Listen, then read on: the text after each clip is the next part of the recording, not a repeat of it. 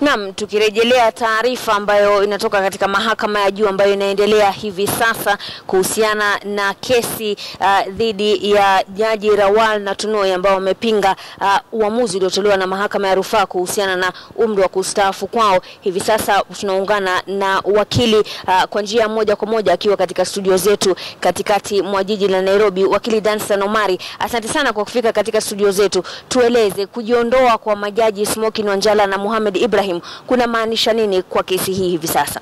Asanteni dadangu na Wakenya. Leo kila mtu anaangalia KTN News, anaangalia yale yanayotokea katika mahakama kuu ya ile inaitwa Supreme Court.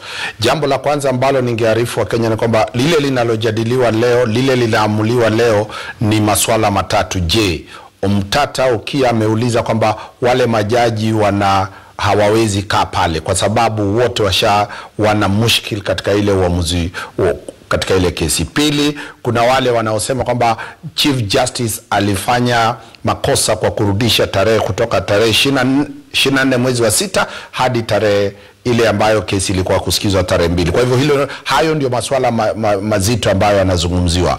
Kitu kinachotokea ni kwamba yule Judge Mohamed Ibrahim yeye amesema kwamba anakubaliana na Okiya Omtata kwamba yeye hawezi kaa katika lile jopo, hawezi isikiza ile kesi, hawezi tatua jambo lolote kwa sababu walizozitoa. Sababu ya kwanza ni kwamba yeye amewahi kwenda kwa mgomo.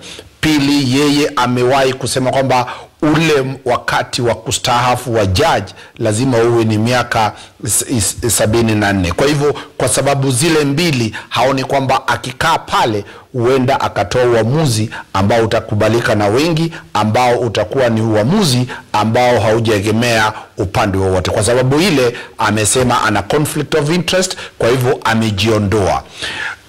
Yule jaji wa pili ambaye pia anaitwa Smokin Wanjala amesema kwamba yeye ni mmoja wa wale waliosema kwamba lazima majaji wastaafu kwa miaka 70. Yeye ni mmoja wapo wa wale uketi kwenye lile jopo la Judicial Service Commission.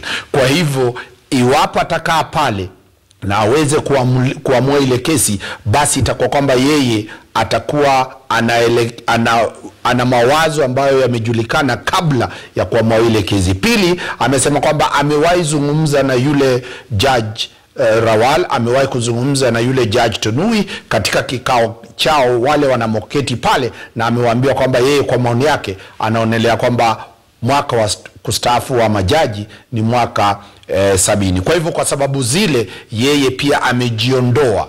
Kujiondoa kwa hawa majaji wawili kuna maanisha kwamba iwapo jaji mmoja atajiondoa, na inaonekana kwamba dalili ya kwamba ule Chief Justice pia huenda akaelekea kwenye ule msimamo, kwa sababu Chief Justice ni mmoja wa wale ambao uketi kwenye Judicial Service Commission. Kwa hivyo akijiondoa, basi ile kesi ya Rawal na ile kesi ya Tunoy itakuwa imezama na kuingia majini. Basi ule uamuzi uliotolewa katika mahakama ya rufaa, Court of Appeal, utasimama mpaka ile wakati ambapo Supreme Court itakapojumuishwa. Kwa hivyo hayo ndio mambo yanayoendelea kule kwenye mahakama kuu ya Supreme Court.